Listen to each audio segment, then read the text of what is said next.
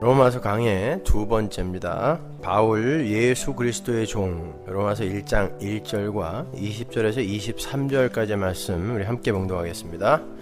예수 그리스도의 종 바울은 사도로 부르심을 받아 하나님의 복음을 위하여 택정함을 입었으니 창세로부터 그의 보이지 않은 것들 곧 그의 영원하신 능력과 신성이 그 만드신 만물에 분명히 보여 알게 되나니 그러므로 저희가 핑계치 못할지니라. 하나님을 알되 하나님으로 영화롭게도 아니하며 감사치도 아니하고 오히려 그 생각이 허망하여지며 미련한 마음이 어두워졌나니 스스로 지혜 있다 하나 우준하게 되어 썩어지지 아니하는 하나님의 영광을 썩어질 사람과 금수와 버러지 형상의 우상으로 바꾸었느니라. 아멘. 오늘은 로마서 1장 1절에 종이라는 단어의 개념에 대해서 20절부터 23절까지의 내용과 제가 연결을 하여 설명을 해드리겠습니다. 고대 시대 서신 양식은 편지를 보내는 일을 먼저 밝히는 양태였어요. 우리는 맨 마지막에 이름 쓰고 누구누구 배상 혹은 누구누구 올림 이렇게 쓰잖아요. 고대 시대는 맨 앞에 편지를 쓰는 사람의 이름을 썼단 말입니다. 그래서 바울이 자신의 신분과 이름을 먼저 밝히는 거예요. 근데 보시다시피 바울은 자신의 신분을 종이라는 단어로 축약하여 말을 하고 있어요. 종.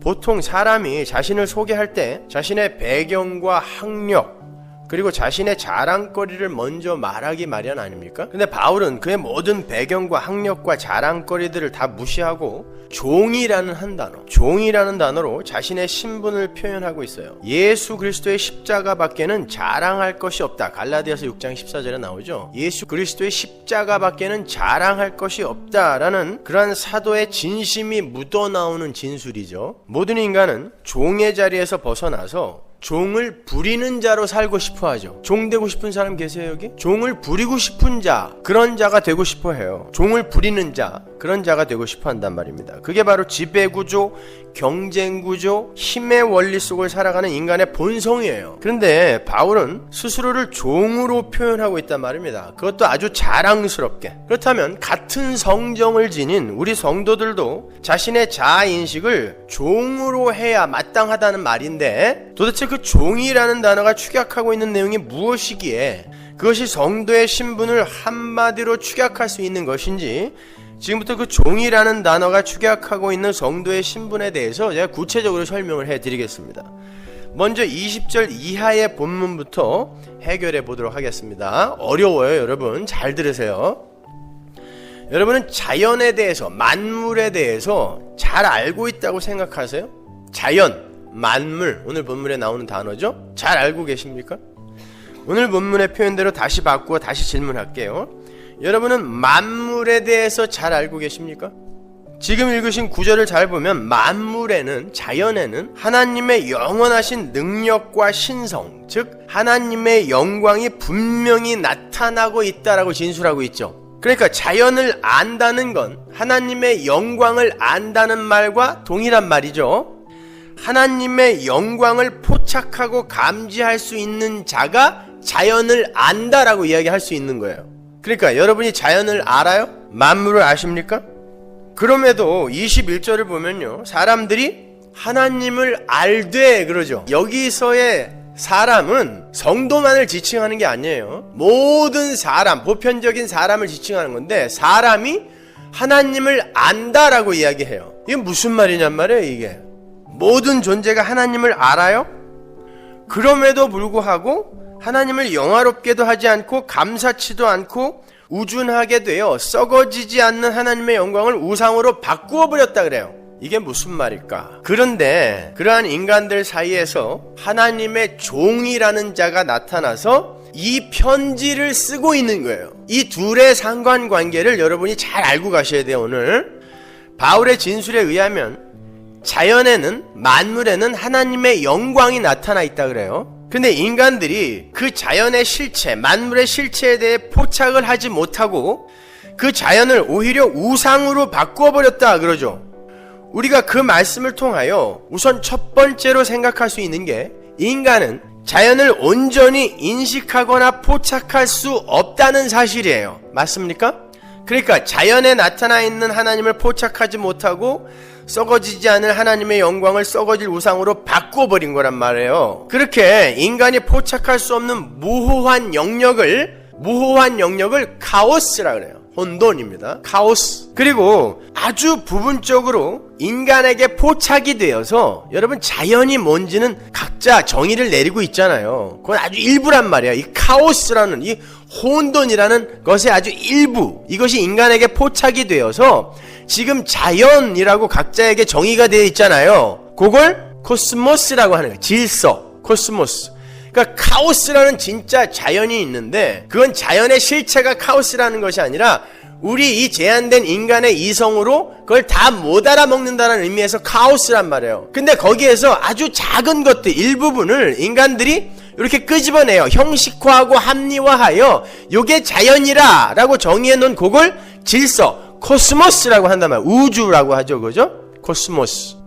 인간에게 포착된 자연이라는 건 사실 자연의 실체가 아니라 자연의 일부분이 인간에 의해서 형식화되고 합리화된 것일 뿐이에요. 그런데 인간은 진짜 자연 안에서, 그 카오스인 자연 안에서 그 자연에 장악되어 살고 있죠. 쉬운 말로 인간은 하나님의 영광 안에서 하나님의 영광에 장악되어 살고 있다라는 말이에요. 자연, 그 만물 안에 하나님의 영광이 드러나 있다라고 하니까 오해하지 마세요. 저는 지금 자연과 하나님을 동일시하는 게 아니에요. 범신론이나 만유재신론에 근거하여 지금 이런 말을 하고 있는 게 아니다라는 건 잘 아시죠? 그죠? 그건 독일의 관념론에서 나온 그런 사상이에요. 아주 바퀴벌레 같은 나쁜 주장인 거예요. 화이트헤드나 몰트만 같은 사람을 거치면서 오늘날 기독교에도 많은 영향을 주고 있는데 그런 거는 아닙니다. 아무튼 그렇게 인간은 자연에 장악되어 살고 있기에 자기들이 정의해 놓은 그 자연 밖에 그 다른 현상을 감지하게 되기도 해요. 왜? 자연에게 장악되어 있어요. 인간이 자연을 장악하고 정리한 게 아니라 인간은 자연에게 장악되어 있는 아주 제한된 존재란 말이에요. 그래서 이 자기를 장악하고 있는 그 자연이 때때로 이 카오스로 감지되기도 한단 말이에요. 그런데 그 제한된 이성을 갖고 있는 인간이 자기들이 정의해 놓은 그 제한된 자연 밖에 진짜 자연을 감지하게 될 때, 그 하나님의 영광을 감지하게 될 때 그들은 그것을 혼돈, 카오스로 인식을 하게 되고 그건 다른 말로 변화라는 말로 바꿀 수 있어요. 변화. 인간들에게 끊임없이 변화가 다가오죠. 그죠? 자기가 형식화해놓고 고착화해놓고 어떤 틀을 만들어놔도 늘 우리에게 변화라는 게 오잖아요. 그리고 변화라는 게 감지가 된단 말입니다. 그게 카오스, 자연, 하나님의 영광에 장악되어 있는 인간의 한계인 거예요. 사람들은 그러한 변화와 혼돈이 감지가 되면 곧 그것을 자기 것으로 합리화하여 굳히려고 하죠. 자, 노마디즘, 들레즈의 노마디즘하고 비슷한 거예요. 그죠? 세상의 노마디즘은 뭐예요? 늘 고착화, 고정화, 영토화하는 그런 본성이 인간들에게 있단 말입니다. 왜? 자기의 안위를 스스로 챙겨야 되거든요. 그게 선악과를 먹은 타락한 인간의 본성이에요. 인간들은 그걸 바로 이성 혹은 깨우침이라고 이야기를 해요. 그러한 인간들의 합리화 작업이나 형식화에 대한 그 시도가 선악과를 따먹은 작은 신들이 되어버린 타락한 인간의 나라는 우상 만들기 작업이에요. 거기에 대해서 우리가 오늘 공부를 할 거예요. 조금 어렵지만 잘 들어보세요. 제가 쉽게 예를 들어서 반복해서 설명을 해드릴게요. 여러분 이거 다 알고 가셔야 돼요. 오늘날 기독교가 어떻게 왜곡이 되어 있는지 여러분이 오늘 설교를 잘 이해하면 충분히 이해할 수 있어요. 제가 박연호 집사님 신방을 갔었는데 UCLA 병원에 지금 간암으로 투병 중이신데 온몸에 이제 간이 다 암이 다 전이가 돼가지고 이제 돌아가실 날이 얼마 안 남았어요. 다 복수도 차고 다리도 이렇게 퉁퉁 부어 계신데 제가 기도를 했어요.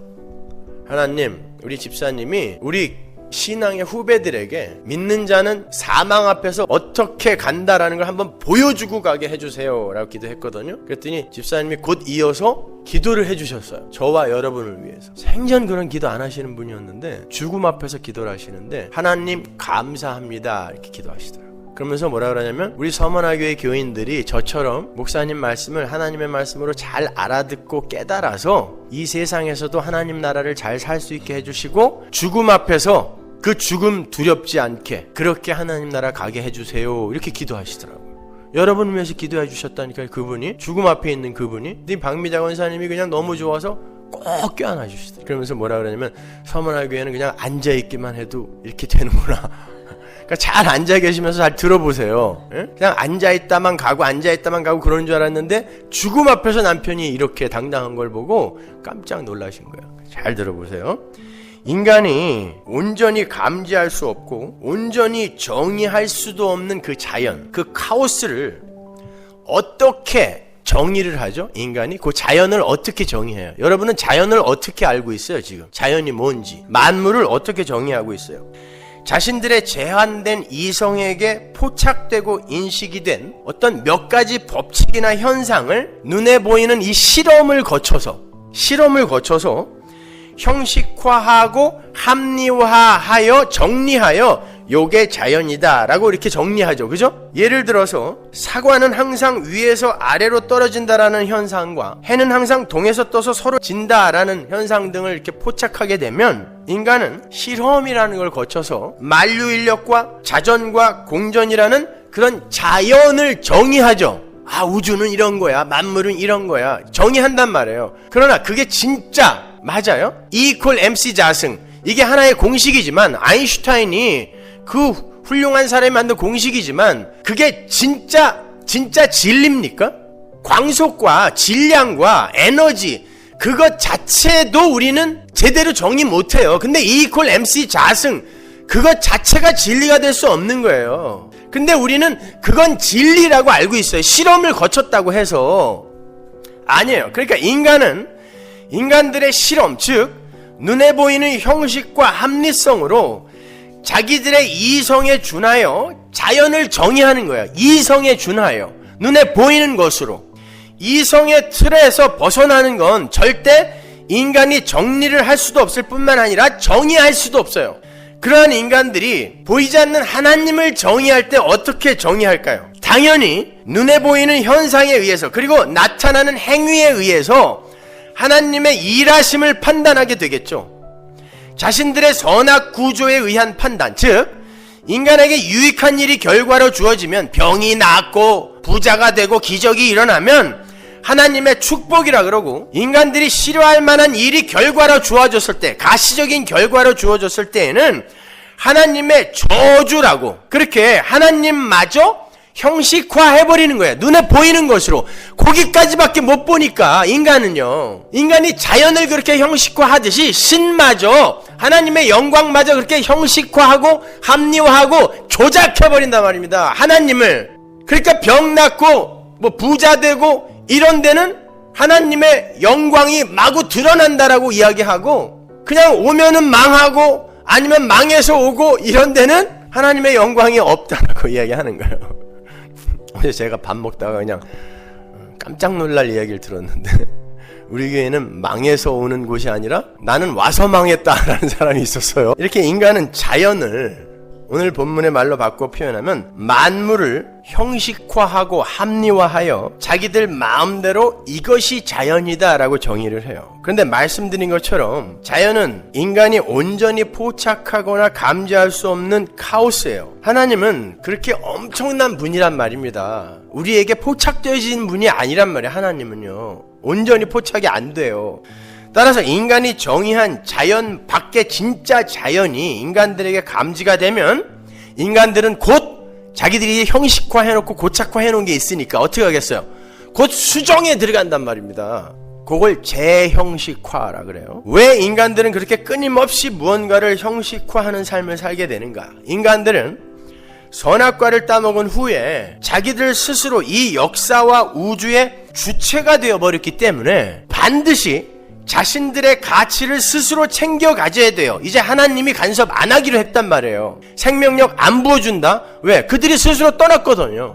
그리고 자연과 우주조차, 아니 신조차 자신들의 의해 규정이 되어야 돼요. 왜? 내가 하나님처럼 됐으니까. 나에게 이해되어지지 않고 나에게 인식되어지지 않는 신은 신도 아닌 거예요, 이제는요. 그게 인간의 형식화란 말입니다.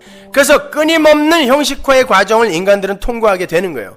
자연의 형식화, 자아의 형식화, 신의 형식화. 그렇게 자기들의 지혜와 이성과 깨달음으로 자기들 맘대로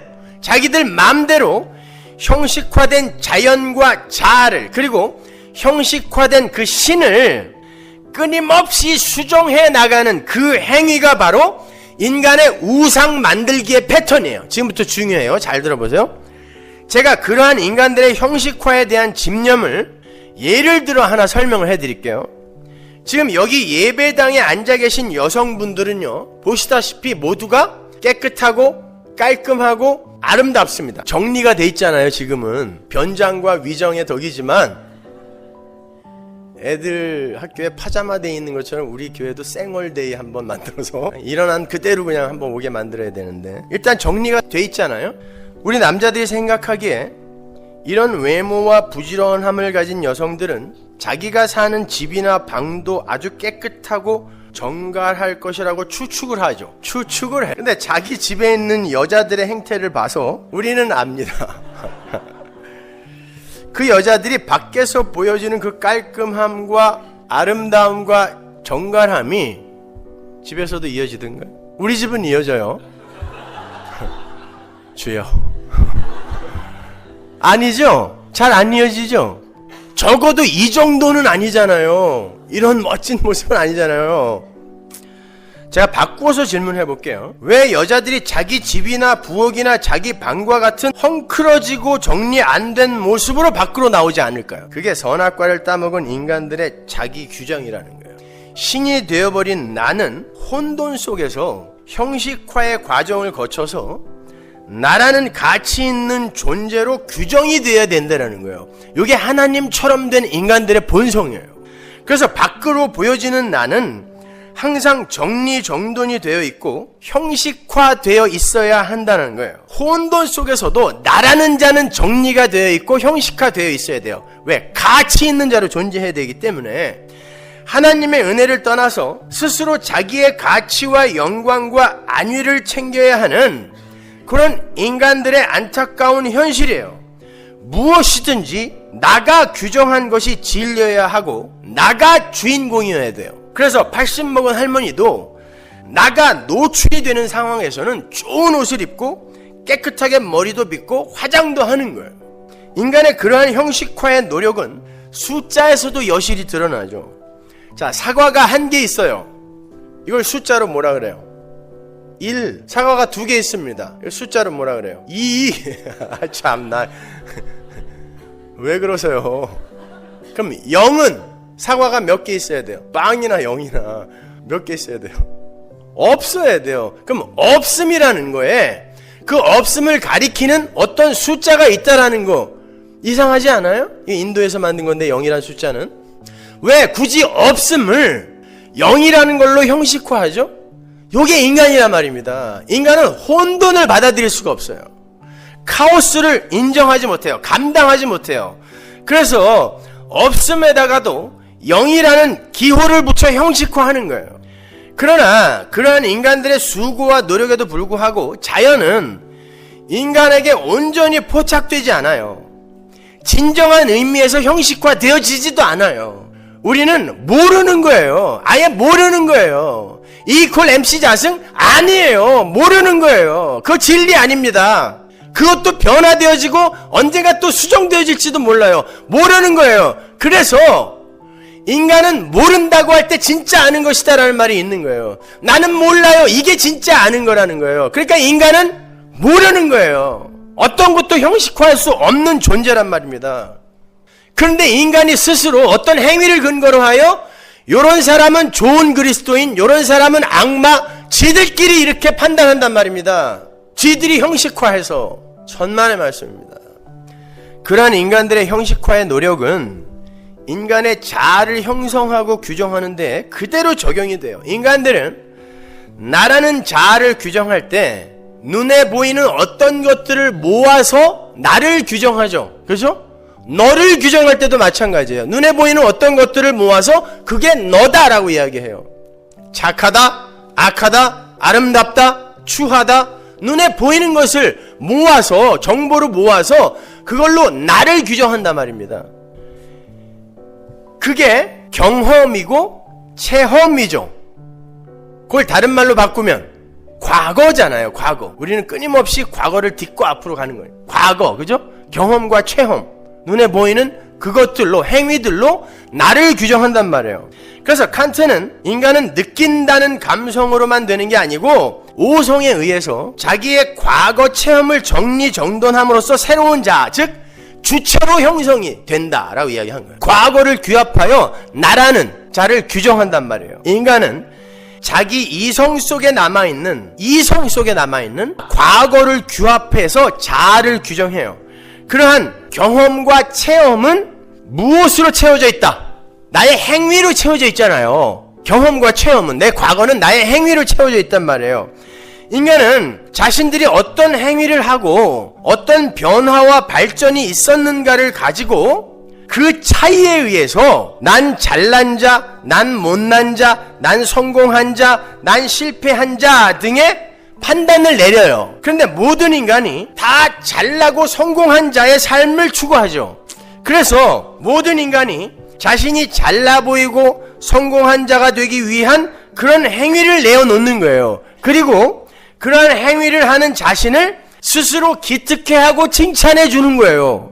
그게 인간 자아의 형식화예요. 나의 과거, 나의 행위를 갖고 나를 규정하는 거예요. 형식화해서 요게 나다. 진짜 나에 대해서는 잘 몰라요. 그러나 눈에 보이는 나의 행실과 행위와 나의 과거, 경험과 체험을 규합하여 요게 나다라고 스스로 형식화해버리는 거예요. 합리화해버리는 거예요. 그게 인간의 자아 형성 과정이죠. 그죠? 인간 자아의 형식화잖아요. 그런데 인간은 카오스라는 혼돈 속에서 살고 있는 유한하고 제한된 존재예요. 따라서 늘 변화에 노출이 되죠. 애써서 자신을 형식화해 놓았는데 외부에서 변화가 주어지게 되면 인간은 곧 자신의 행위 수정에 들어가요. 그걸 메타 형식이라 그래요. 메타가 초월하다, 넘어서다잖아요. 그죠? 수정에 들어가는데 그걸 메타 형식이라고 그래요. 그 메타 형식이 바로 우상의 형성이 되는 거예요. 이게 오늘날 왜곡되어 전해지는 가짜 기독교인 거예요. 기독교가 도덕과 윤리의 종교가 되어서 인간의 자기 규정의 도구로 쓰이고 있는 거예요.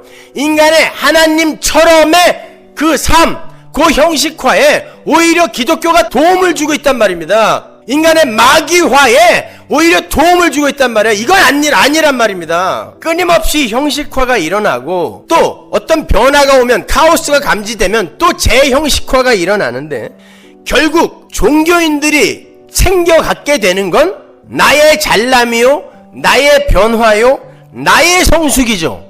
여전히 주인공은 나란 말이에요. 더 쉽게 예를 들어 드릴게요. 어떤 사람이 예수를 믿었습니다.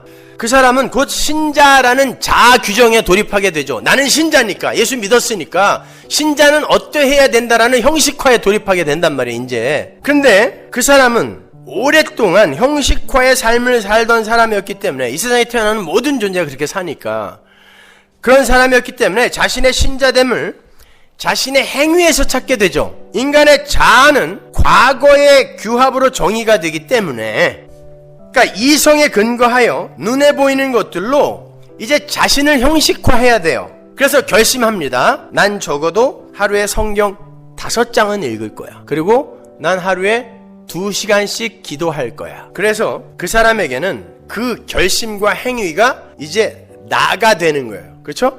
그런 결심을 하고 그걸 행위에 옮긴 그 자체, 그 과거, 내 행위, 경험, 체험이 나가 되는 거란 말이에요. 그래서 나에 대해서 굉장히 기특하게 생각하고 나에 대해서 굉장히 칭찬을 늘어놓고 찬양을 하게 되는 거예요. 그게 바로 형식화란 말이에요. 그런데 그렇게 규정이 된 나에게 변화가 찾아와요. 한동안 자영업을 하던 나가 사업의 실패로 직장인이 되어서 새벽부터 직장에 나가서 육체적 노동을 하게 됐어요. 도저히 하루에 성경 5장을 읽고 2시간씩 기도하는 일에 시간을 할애할 수 없게 됐어요. 그때 그 사람은 곧 형식화된 그 자아의 수정에 들어가죠. 지금의 내 상황에서의 최선은 성경 읽기를 하루에 2장으로 줄이고 기도를 하루에 30분으로 줄이는 것이다. 그것도 나의 처지에서는 최선을 다하는 것이지. 이러한 수정에 의해서 그 사람은 여전히 자신을 이러한 상황 속에서도 최선을 다하는 멋진 사람으로 규정해야 돼요.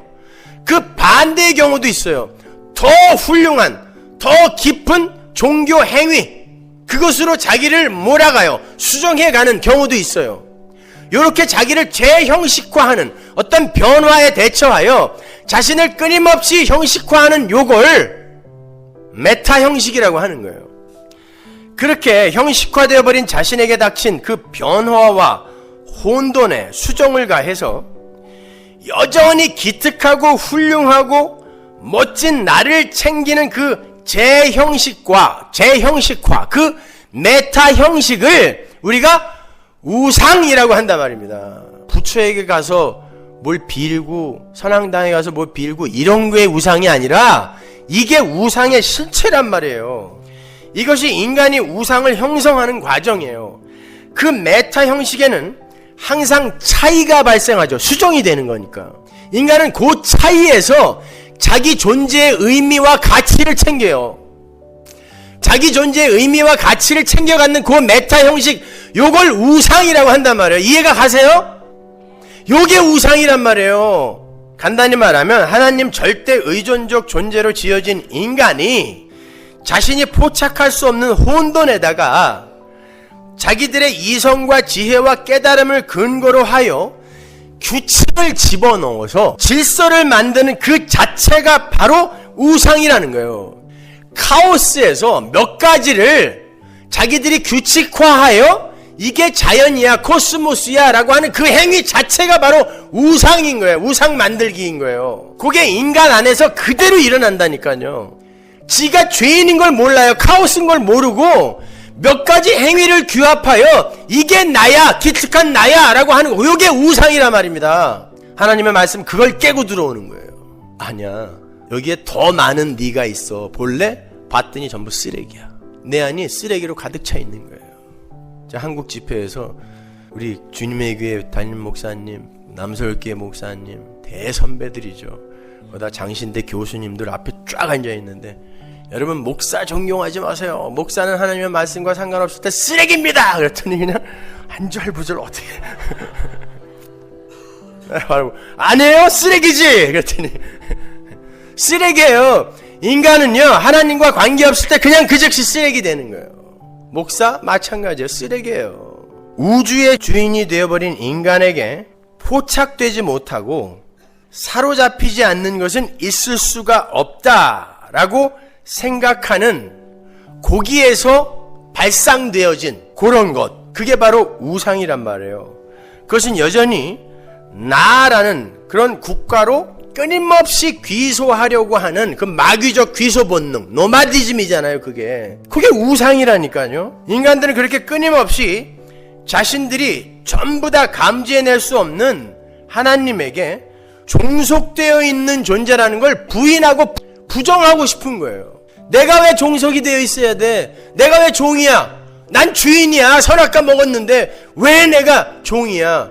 그걸 인정하고 싶지 않은 거예요. 그래서 자신들의 이성과 지혜와 깨달음과 실험 등으로 하나님을 정의하려고 하고 자기 자신 또한 눈에 보이는 자신들의 행위로 규정해내려 하는 거예요. 이 우주와 인생의 주체와 주인이 자기 자신인 거예요. 그러니까 나도 내가 규정하고 하나님도 내가 규정하고 자연도 내가 규정해요. 그러니까 자연에 가득 차 있는, 만물에 가득 차 있는 하나님의 영광도 내가 규정해.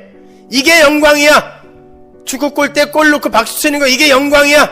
하나님께 영광의 박수, 이게 영광이야. 지들 마음대로 정의하는 거예요. 하나님이 언제 그런 걸로 영광 받으신다 그래요? 지들의 영광이지. 그런데 인간들이 아무리 그렇게 재형식화, 재고착화, 재영토화로 자신의 존재를 규정하고 스스로를 찬양하고 칭찬해도 불안과 공포와 공허가 끊임없이 있죠. 이걸 플러스 알파라고 해보자고요. 잉여. 끊임없이 인간은 자기의 자아의 수정을 가하고 재형식화, 재고착화를 하는데, 그래도 인간들에게 남아있는 게 불안, 공포, 공허예요. 이 영역을 인간들은 신의 영역으로 지들 마음대로 결정해요. 그래서 신은 그걸 해결해주는 존재, 이렇게 정의하는 거예요. 어떠세요? 오늘날 기독교가 정확히 이렇게 가고 있죠. 요걸 선악구조라고 하는 거예요. 요게 마귀의 사고방식인 것입니다, 여러분. 그래서 신은 내가 신으로 규정되어지는 데에 부족한 어떤 결핍을 보충해주는 존재에 머물게 되어 있는 거예요. 인간들에게 신이요. 모든 인간은 신을 그렇게 폄하한다니까요. 모든 인간들에게 신인식이 있다 그랬죠. 그래서 모든 인간들이 종교를 갖고 있다 그랬습니다. 그 신인식이 뭐예요? 그 인간들의 신인식이라는 것이 바로 그러한 인간의 형식화와 자아수정의 그 메타 형식 외에 잉여에 대한 그런 부분, 그게 인간들이 인식하는 신이에요. 그래서 오늘 본문이 인간이 하나님을 알되 라고 이야기하는 거예요. 제대로 안다는 말이에요? 지들 마음대로 하나님을 규정하여 자기들이 하나님을 조작한다는 뜻이에요. 지들이 하나님을 안다고 하는데 이런 뜻이에요. 인간이 하나님을 알기는 어떻게 알아요? 그런데 왜 성경이 하나님을 알되 라고 기록하고 있는가? 인간이 하나님을 엉터리로 알고 자기들 마음대로 눈에 보이는 것으로 실험과 경험을 통해서 신을 규정하고 그 신을 나라는 우상 안으로 포섭하려 한다라는 것을 그렇게 표현한 거예요. 제가 한국 집회에서 신학생들에게 이걸 가르치면서 야, 지금이라도 신학교 때려쳐. 니들이 알고 있는 하나님이 이런 거라면 니들 목사 되면 안 돼, 이 새끼들아. 이거는 사람들 더욱더 배나 지옥 자식 되게 만드는 거야. 그러니까 그만둬. 여러분, 이건 기독교 아닌 거예요. 엉터리 신을 자기들이 규정해놓고 자기들이 조작해놓고 그냥 믿는데요. 근데 믿는 건 결국 나를 믿는 거 아닙니까? 그건 무슨 기독교예요, 그게. 그렇게 모든 인간은 나라는 자아를 행위, 즉 과거를 근거로 해서 규정을 하고 외부의 변화에 의해서 끊임없이 그 자아를 재형식화해가는 그 메타 형식에 의해서 존재의 의미를 찾으며 그 속에서도 메워지지 않는 불안과 공허를 신으로 메우려는 시도를 하는데 그게 바로 선악과 따먹은 인간들의 선악 구조라는 거예요. 여러분이 기독교를 이렇게 이해하고 있었다면 여러분은 신자 아닙니다. 그걸 악이라 그래요. 오늘날 기독교의 주체는 인간이에요. 인간이 위로받고 인간이 격려받고 인간이 영광받고 인간이 찬양받아야 좋은 교회로 취급이 돼요. 한마디로 인간과 교회가 떠야 돼요. 훌륭한 목사, 본받을 만한 장로, 멋진 교인, 좋은 교회, 착한 일 많이 하는 교회, 이렇게 교회와 인간이 떠야 돼요. 이게 오늘날 교회의 목적 아닙니까? 그게 마귀의 교회인 거예요. 인간은, 성도는 보이지 않는 하나님과 하나님 나라의 장악이 되어서 자신의 행위와 역사를 부인당하고 부정당하면서 하나님의 영광을 드러내는 그릇으로 존재해야 되는 거예요. 그릇! 그런데 인간들이 기고만장해서 나라는 우상을 섬기기 위해서 신을 방법과 도구 정도로만 생각하고 있는 거예요. 그렇게 인간의 신은 엄밀히 말해서 하나님이 아니라 자기 자신인 거예요. 주님은 그런 상태에 있는 사람들을 가리켜 죄의 종이라 그래요. 이 세상의 주인으로 군림하라고 부추기는 자가 누구예요? 마귀잖아요. 죄의 종. 끊임없이 나를 형식화하고 재형식화하고 그 차이에서 존재의 의미와 가치를 챙기고 그 메타 형식을 우상으로 삼아버리는 그 상태가 죄의 종이라니까요. 그러니까 교회가 마귀의 종 노릇을 하고 있는 거예요. 이런 무서운 현실을 여러분이 자각하냔 말입니다. 그래서 성경이 반복해서 주인이 되려 하는 자, 높아지려 하는 자들에게 경고하는 거예요. 예수님이 직접 경고하시잖아요. 요한복음 8장 31절 보세요. 그러므로 예수께서 자기를 믿은 유대인들에게 이르시되 너희가 내 말에 거하면, 내 말 잘 들으면, 내 말에 거하면, 순종하는 자가 되면, 나 종으로 시키는 자 말고 내 말에 순종하는 자가 되면 참 내 제자가 되고 진리를 알지니 진리가 너희를 자유케 하리라. 저희가 대답하되 우리가 아브라함의 자손이라 남의 종된 적이 없거늘, 요놈들이 진짜 종인 거예요. 남의 종된 적이 없거늘 어찌하여 우리가 자유케 되리라 하느냐. 예수께서 대답하실 때 진실로 진실로 너희에게 이르노니 죄를 범하는 자마다 죄의 종이라. 죄가 뭐예요? 없음이 있음에 흉내를 내는 게 죄라 그랬어요. 피조물이 하나님 흉내내는 게 죄입니다. 종은 영원히 집에 거하지 못하되 아들은 영원히 거하나니 그러므로 아들이 너희를 자유케 하면 너희가 참으로 자유하리라. 예수님의 말을 듣는 자가 자유한 자라는 거예요. 남의 말을 듣는 것은 종의 모습인데 주님은 그게 진짜 자유다라고 이야기해요. 네 맘대로 하는 거 아니고 누가 너에게 시켜서 네 삶을 끌고 가는 거, 그게 자유래요. 우리는 자유에 대해서 너무 잘못 알고 있는 거예요. 자신의 주인이 되려 하는 자, 그가 바로 죄의 종인 거예요. 내 야망, 내 비전, 내 소망 이루려고 하는 그 자가 죄의 종인 거예요. 예수님은 계속해서 이렇게 죄의 종으로 사는 이들이 부르는 하나님은 실은 마귀다라고 그래요. 무서운 얘기입니다. 교회가 하나님, 아버지 부르고 있는데 예수님이 그래요. 니들이 부르는 그 하나님은 마귀야. 요한복음 8장 41절 보세요. 너희는 너희 아비의 행사를 하는도다. 대답하되 우리가 음란한 데서 나지 아니하였고 아버지는 한 분뿐이시니 곧 하나님이시로다. 유대인들이 한 말이에요. 예수께서 가라사대 하나님이 너희 아버지였으면 너희가 나를 사랑하였으리니 이는 내가 하나님께로 나서 왔음이라. 하나님이 진짜 네 아버지였다면은 네가 나를 알아봤을 거야. 너희들은 예수인 나의 도움 없이는 절대 구원에 도달할 수 없다라는 바로 그 사실을 알아먹었을 거야, 이런 뜻이에요. 근데 난 못 알아먹잖아. 니들이 할 수 있다고 지금 우기고 있는 거 아니야? 이런 말이에요. 나는 스스로 온 것이 아니요 아버지께서 나를 보내신 것이니라. 어찌하여 내 말을 깨닫지 못하느냐? 이는 내 말을 들을 줄 알지 못함이로다. 너희는 너희 아비 마귀에게서 났으니. 그들이 아버지, 하나님 이렇게 불렀던 그 자가 누구였어요? 마귀였다라는 거예요. 지금까지 여러분이 하나님으로, 아버지로 불렀던 그 존재가 마귀가 아니라는 보장이 있습니까? 그러면 어떻게 하실 거예요? 그러니까 항상 두렵고 떨림으로 신앙생활 해야 되는 거예요. 우리는요, 두렵고 떨림으로 착한 일 많이 해라라는 말이 아니에요. 두렵고 떨림으로 너의 구원을 이루라는 말은 과연 나는 올바로 가고 있는가, 늘 겸손한 자리에서 하나님의 도우심, 은혜를 구하라는 말입니다. 조금 전에 설명해드린 그러한 선악 구조 속에서 자신들의 신됨을 챙기려 하는 자들은 아무리 그들이 우리 아버지는 하나님이라고 우긴다 할지라도 그들의 아비는 마귀라는 거예요. 마귀는 실존하는 존재이기도 하지만, 실존하는 존재예요. 마귀는요, 하나님 절대 의존자로 살아야 하는 존재들이 하나님을 떠나서 스스로 자기 생의 주인이 되어 살겠다고 하는 그런 자들, 그런 자들의 총체적인 이름이 또한 마귀예요. 마귀는 세력이란 말입니다. 그러니까 그 마귀는 어디로부터 출발해요? 나로부터 출발한단 말이에요. 그러니까 마귀 새끼는 누구? 나! 내가 마귀란 말입니다, 여러분. 내 안에 그 마귀가 여전히 존재하잖아요. 내가 대장되고 싶고 하나님 종으로 부리고 싶고 내 소원 이루기 위해 그분 방법과 수단으로 동원하고 싶고, 이게 뭐예요? 마귀지 뭐예요? 거기에서 탈출하는 거, 그게 신앙생활이에요. 그럼 여러분의 인생이 어떻게 돼야 돼요? 여러분 소원대로 안 풀려야 맞는 것입니다. 그래야 나로부터 탈출하는 거 아니에요? 그래야 자유자다라고 이야기하잖아요. 예수님이 말씀하시잖아요. 그래야 자유자다. 인간은 거기서 탈출해야 돼요. 그런데 인간 측에서는 방법이 없어요. 그래서 어떻게 되는 거예요? 36절에 나오죠. 아들이 그들을 자유케 할 수 있다 그러죠. 아들, 방법은 아들밖에 없어요. 아들이 그를 자유케 할 수 있어요. 그게 유일한 길이에요. 그걸 언약이라 그래요. 우리가 다음 시간에도 아주 중요한 걸 할 건데 그걸 언약이라 그래요. 나라는 우상의 종이 되어 살던 자가 아들의 공로를 힘입어서 자유케 되고 주님의 종으로 편입이 되는 것, 그걸 구원이라 그래요. 바울은 그걸 알았던 거예요. 그래서 예수 그리스도의 종이에요. 종. 왜 로마서가 종으로 시작하냔 말이에요.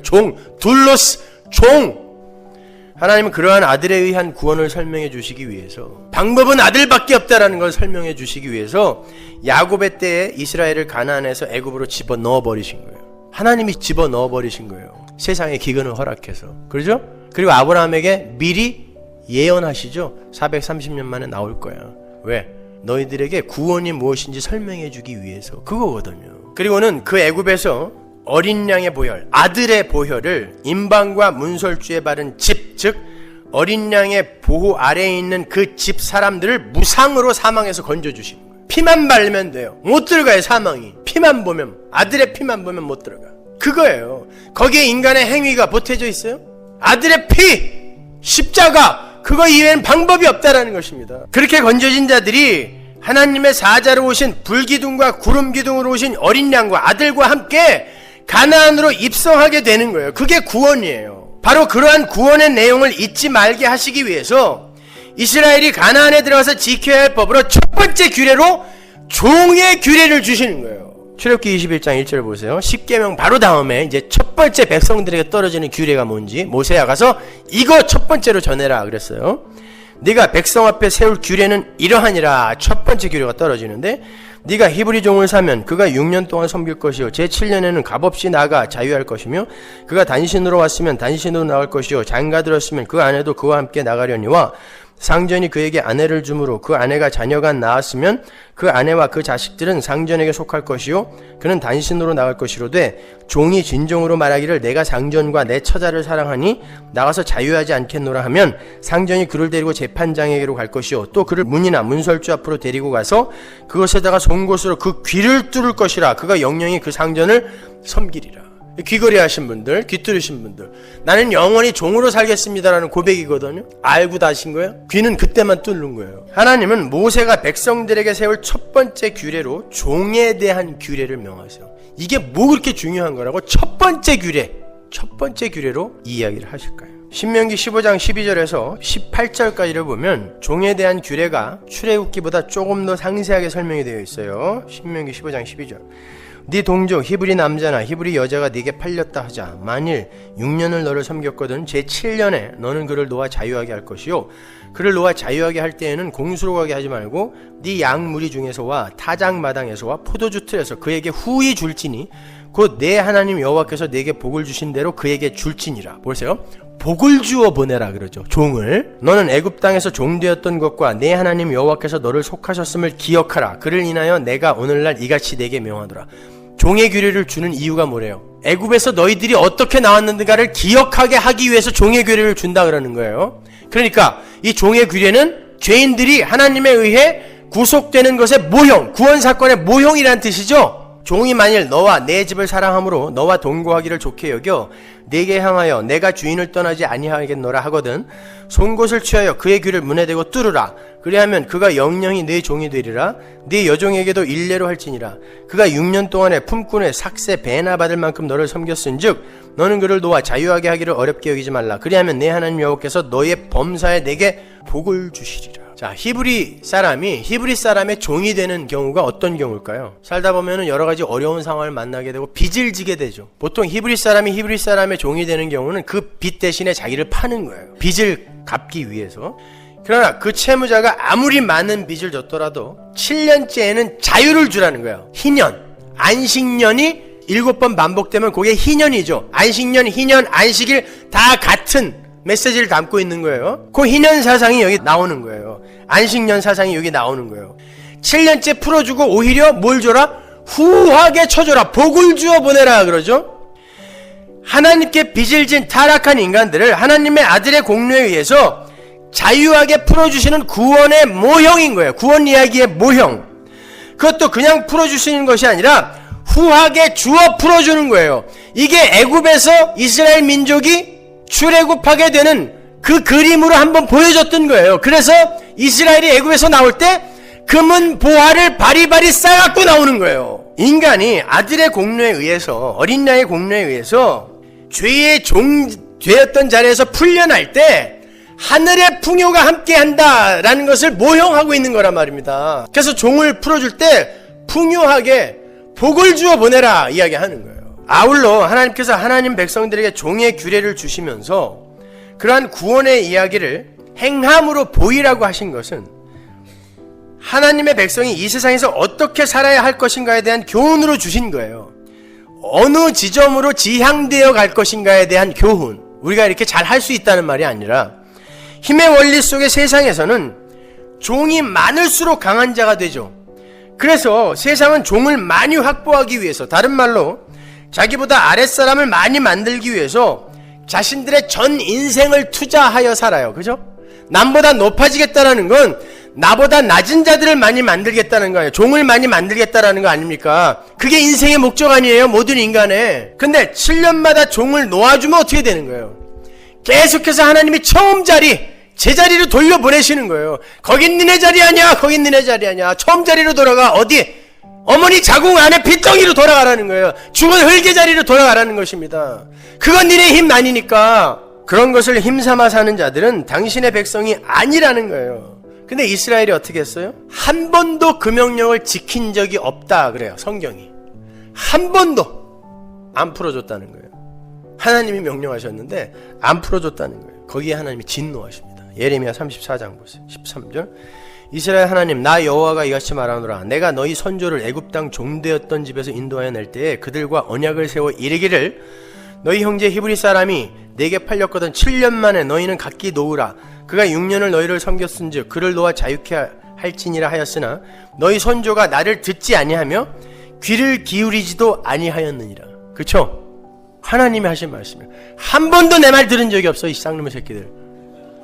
우리 얘기하는 거예요. 우리 한 번도 말을 들은 적이 없어. 그래서 북이스라엘이 망했어요. 그리고 지금 북이스라엘이 망하고 남유대조차 바벨론에게 포위되어 있는 상태예요. 이제 너희들도 망한다는 거예요. 내 말 안 들었기 때문에. 그때에 하나님께서 예레미야를 시켜서 시드기야에게, 유대 왕이었던 시드기야에게 말씀을 전하는 거예요. 그들을 내가 너희에게 준 종의 규례를 따라 풀어주라는 거예요. 종을 좀 풀어주라는 거예요. 내가 그럼 바벨론 물려줄게. 풀어줘! 그랬어요. 시드기야가 풀어줬습니다. 관리들과 합의하여 다 풀어줬어요. 하나님이 바벨론을 물리셨어요. 그러니까 역사는 하나님에 의해 움직여지는 거예요. 그랬더니 어떻게 했어요? 또 재형식화, 재고착화가 일어나요. 바벨론이 물러가니까, 위급한 상황이 물러가니까, 변화가 일어나니까 다시 잡아들였어요. 종들을. 우리의 모습 아닙니까 이게? 하나님 앞에 죽겠다고 빌다가도 그거만 풀리면은 또 옛날로 돌아가. 바벨론을 시켜서 또 포위하게 하셔. 그럼 또 빌어. 하나님이 물려주셔. 또 옛날로 돌아가. 요게 재형식화. 요게 우상이에요. 요게 메타 형식이라는 것입니다. 예레미야 34장 22절 보세요. 나 여호와가 말하노라. 보라 내가 그들에게 명하여 이 성에 다시 오게 하리니 그들이 이 성을 쳐서 취하여 불사를 것이라. 내가 유다 성읍들로 황무하여 거민이 없게 하리라. 그래, 너희들은 그런 존재이기 때문에 다시 불러서 불태워버릴 거야. 너는 다 죽었어. 이런 뜻이에요. 너는 다 죽었어. 근데 예레미야 34장 17절을 보면 아주 흥미있는 내용이 기록되어 있어요. 그러므로 나 여호와가 이같이 말하노라. 너희가 나를 듣지 아니하고 각기 형제와 이웃에게 자유를 선언한 것을 실행치 아니하였은즉 내가 너희에게 자유를 선언하여 너희를 칼과 연병과 기근에 붙이리라. 하나님께서 이스라엘에게 너희들에게 이제 자유를 선언해 준다. 자유롭게 풀어줄게 그랬어요. 근데 결과가 뭐예요? 칼과 연병과 기근이에요. 사망이란 뜻이에요. 그러니까 하나님의 종되었던 자리에서 자유롭게 풀어주면 어떻게 된다는 거예요? 죽는다는 뜻이에요. 근데 하나님이 그러는 건 풀어줄게. 죽여버리겠다는 뜻이에요. 근데 하나님의 백성들은 그렇게 죽이면 안 되잖아요. 근데 우리는 여전히 계속 재형식화, 메타 형식, 재고착화, 그걸로 나를 우상 삼아 살고 있지 않습니까? 그럼 어떻게 해야 돼요? 그게 십자가인 거예요, 여러분. 그게 예수 그리스도인 거예요. 바로 그 이야기가 우리가 조금 전에 읽었던 출애굽기 21장과 신명기 15장의 종의 규례 안에 담겨 있는 거예요. 그 규례에 의하면 종은 6년간 열심히 일하고 나서 7년째에 해방이 되게 되어 있어요. 근데 종이 주인을 사랑하고 자기 가족을 사랑하여 나 안 나갈게요. 그러면 기둥으로 끌려가서 귀 뚫리고 영원한 종이 되는 거예요. 그때 그 종은 상속권을 갖게 돼요. 가족이 되는 거예요. 주인의 가족. 여러분, 선악과를 따먹은 그 어떤 인간도 절대 누구의 종이 되고 싶어 하질 않아요. 그래서 누군가가 주인의 영원한 종이 되기 위해 귀를 뚫었다는 기록이 한 건도 없는 거예요, 성경에. 이 세상에는 자기의 종을 자기의 권세와 힘을 자랑하는 도구가 아닌 가족으로 대하여 사랑해 줄 수 있는 인간이 하나도 없어요. 그게 힘의 원리와 선악 구조에 빠진 인간들의 실상이에요. 그래서 2000년 전에 하나님의 아들이 하나님의 종으로 이 땅에 오셔서 완벽하게 종살이를 하신 거예요. 그리고 우리에게 그 종살이를 전가시켜 주신 거예요. 완벽한 종살이를. 생사 여탈의 권한까지 하나님께 차압당했죠. 이게 종입니다. 그럼에도 그 주인 되신 하나님이 얼마나 크신 분이시고 얼마나 사랑이 많으신 분이신지를 아셨기 때문에 귀둥으로 끌려가서 귀 정도가 아닌 손과 발과 옆구리가 뚫려버린 것입니다. 그리고 하나님의 영원한 종으로 연합이 되어버린 거예요. 그게 가족이에요. 그게 하나님 나라의 가족 형성 방식인 거예요. 예수가 우리의 종살이를 대신하시고 손과 발과 옆구리가 뚫렸어요. 귀 정도가 아니라. 그리고 우리가 하나님의 백성이 된 거예요. 그로 말미암아 우리의 진짜 영적인 귀가 뚫려버린 것입니다. 그래서 복음이 들리기 시작하는 거예요. 그때부터. 그래서 우리가 영원한 종이 되는 거예요. 우리의 삶은 여전히 이렇게 내가 주인이 되어 살고 있는데 그 예수가 완벽한 종살이를 살아 우리에게 전가시켜 줬기에 우리가 하나님의 가족이 된 것입니다. 그거 알아먹으라고 이 종의 규례를 첫 번째 규례로 준 거예요. 사도 바울이 그걸 안 거예요. 그래서 편지를 시작할 때, 로마서를 시작할 때 종으로 시작하는 거야. 둘러스. 여러분이 그런 종이 맞아요? 하나님의 종 맞습니까? 그럼 종은 어떻게 살아야 돼요? 주인이 먹으라는 것만 먹고 입으라는 것 입고 일하라 할 때 하고 하지 마라 하면 멈추는 거예요. 여러분이 원하는 여러분의 주장을 주인에게 내어놓으시면 안 돼요. 그런 면에서 여러분의 기도는 많이 바뀌어야 돼요. 여전히 여러분이 주인이 되어서 여러분의 미래를 여러분이 개척하려고 하는 그 시도 자체가 우상 섬기기입니다. 그러니 여러분 주변에 진짜 예수 믿는 사람이 몇 명이나 될 것 같으세요? 그걸 알고 귀가 뚫려 복음을 이해하고 그러한 하나님을 진짜 하나님으로 받아들이고 하나님 마음대로 하세요. 이렇게 진짜 예수 믿는 사람이 몇 명이나 될 것 같으세요? 그래서 예수님이 그러신 거예요. 내가 다시 올 때 믿음을 보겠느냐? 없다는 것입니다. 빌립보서 2장 5절을 보세요. 너희 안에 이 마음을 품으라. 곧 그리스도 예수의 마음이니 그는 근본 하나님의 본체시나 하나님과 동등됨을 취할 것으로 여기지 아니하시고 오히려 자기를 비어 종의 형체를 가져 사람들과 같이 되었고 사람의 모양으로 나타나셨으며 자기를 낮추시고 죽기까지 복종하셨으니 이게 뭐예요? 종이에요. 곧 십자가에 죽으심이라. 이러므로 하나님이 그를 지극히 높여 모든 이름 위에 뛰어난 이름을 주사. 종노릇 잘했더니 하나님이 모든 이름에 뛰어난 복을 주셨단 말이에요. 이게 바로 성도의 인생이어야 돼요. 근데 그 복은 하늘에서 받을 수 있어요. 이 세상에서 땡겨서 못 받아요. 그거 이 세상에서 미리 땡겨 달라는 게 그 탕자예요. 탕자. 아버지 돌아가시면 어련히 줄 거 살아계신데 재산 달라고 지랄 떨잖아요. 이게 우리 아닙니까 오늘날? 아니에요. 이 예수가 하신 그 방법 그 형식 그대로 우리가 가는 거예요. 그게 기독교입니다. 여러분, 우리 성도는 죄의 종의 자리에서 하나님의 종의 자리로 해방이 돼요. 죄의 종의 자리는 칼과 기근과 연병밖에 없기 때문에 거기서 풀려나서 하나님의 종이 돼야 돼요. 그래서 그들은 이 세상에서 다시 말해 가시적인 역사와 인생 속에서 6년간의 종살이를 해야 돼요. 그게 우리 인생이에요. 그리고 7년째 영원한 안식으로 들어가는 거 아닙니까? 그게 안식일 안식년 아닙니까? 이 세상에서 그래서 우리는 종살이 해야 돼요. 그런데 그 종살이는 죽기까지 복종해야 되는 종살이에요. 자기 부인의 인생이에요. 그게. 그럼에도 불구하고 나는 그 주인의 종으로 영원히 살겠습니다. 6년 동안 종살이 해보니까 힘들어요. 힘들긴 한데 그 주인이 너무 좋아 나는 영원히 주인의 종이 되겠습니다 하고 귀를 뚫어버리는 것입니다. 요게 우리의 신앙생활인 거예요. 그러니까 여러분은 이 세상에서 그 하나님을 사랑하는 자가 되어야 되는 거예요. 그래야 이 종살이 마치는 날 나 영원히 하나님 종 될 거예요. 왜? 하나님 종 돼서 살아보니까 그게 진짜 왔다네요. 사람들은 나를 실패자라, 패배자라, 망했다, 아프다 이렇게 판단했는데, 그런데 그게 하나님의 종살이이다 보니까 결국 합력하여 나의 선을 만들어내더군요. 그게 진짜 행복이네요. 저 영원히 종 될래요. 이거 배우는 거란 말입니다. 그러면 여러분이 여기에서 하나님의 종처럼 사셔야 돼요. 그러니까 여러분의 뜻이 자꾸 기각이 되고 하나님의 뜻이 이루어져야 돼요. 근데 하나님의 뜻이 가시적으로 단 한 번의 삶 속에서 가시적으로 드러났는데 어떻게 드러났냐면 그의 육신을 죽이는 거였어요. 그렇다면 여러분의 인생 속에서 어떤 일이 일어나야 되겠냐고요. 여러분의 옛사람, 자아, 미래에 되고 싶은 나, 비전, 야망, 소원이 죽어야 되는 것입니다. 그걸 기독교라고 하는 거예요. 종 되는 거예요. 그러니까 감옥에 쳐넣어도 찬양하는 거고 순교자의 자리에서 찬양하는 거예요. 종이니까. 고린도전서 6장 19절 너희 몸은 너희가 하나님께로부터 받은 바 너희 가운데 계신 성령의 전인 줄을 알지 못하느냐? 너희는 너희의 것이 아니라 값으로 산 것이 되었으니 그런즉 너희 몸으로 하나님께 영광을 돌리라. 뭐 하라는 거예요? 종 되어서 살아라는 거예요. 네 몸이 네 거야? 내가 샀잖아. 누가 주인이야? 하나님이 주인이에요. 근데 왜 주인에게 함부로 여러분의 주장을 펴십니까? 종이라면서. 갈라디아서 5장 13절 형제들아 너희가 자유를 위하여 부르심을 입었으나 그러나 그 자유로 육체의 기회를 삼지 말고 오직 사랑으로 서로 종노릇 하라. 우린 바로 이 지점으로 끌려가는 거예요. 하나님의 종으로, 그리고 내 천국 가족들의 종으로.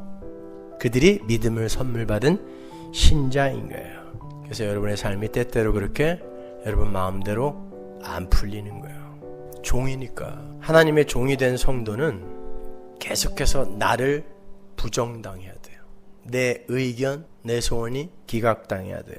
여러분은 끊임없이 자신을 부인당하셔야 됩니다. 그리고 여러분 자신에 대해서 계속 실망하셔야 돼요. 선악과를 따먹은 이 세상 모든 인간들은 나라는 우상의 위상을 세우기 위해서 하나님까지도 형식화하여 재단하고 스스로의 행위로 자아를 규정하고 끊임없는 메타 형식으로 우상을 조작해내며 그래도 부족한 부분을 신으로 부르면서 살고 있을 때, 이게 가짜 기독교입니다. 그럴 때 진짜 성도들은 하나님의 종으로 낮아지고 부인되며 부정되고 해체되는 삶을 살면서도 견뎌내며 살아내는 돌연변이들로, 성경의 표현대로 하면 나그네로 이방인으로 살게 되는 거예요.